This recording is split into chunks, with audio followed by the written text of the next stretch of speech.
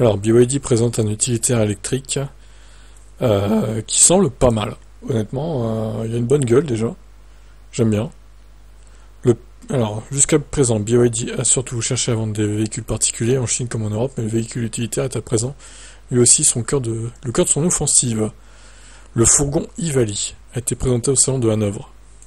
Le petit fourgon ETP3 ou T3 copié sur le Nissan NV200 était pourtant le seul modèle proposé par BYD sur le marché européen. En matière d'utilitaire léger, présent au salon IAA Transportation de Hanovre, le chinois a confirmé l'expansion de sa gamme avec le très grand fourgon Ivali.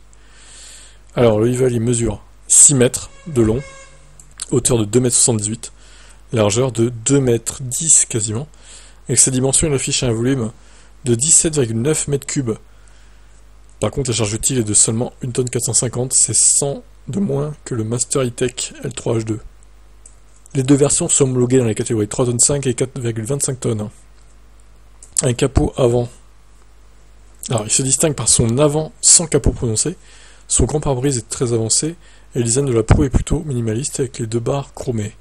Une seule batterie est proposée, 80,4 kWh, autonomie 250 km, un peu court par rapport aux concurrents qui sont plutôt autour des 400. Et la consommation est très élevée là du coup, hein. On est autour de 30 kWh au final.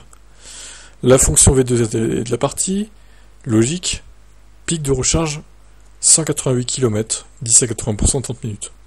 Tarif inconnu. Ok, bon, ça pourrait faire un camping-car électrique en vrai, hein, en l'aménageant un peu. En plus, t'as le V2L et tout. Bon, la batterie est un peu juste, mais bon, je pense qu'il fallait faire des compromis par rapport à la charge utile du véhicule. Si tu fous une trop grosse batterie, tu peux embarquer moins de trucs à l'arrière, du coup, dans la soute.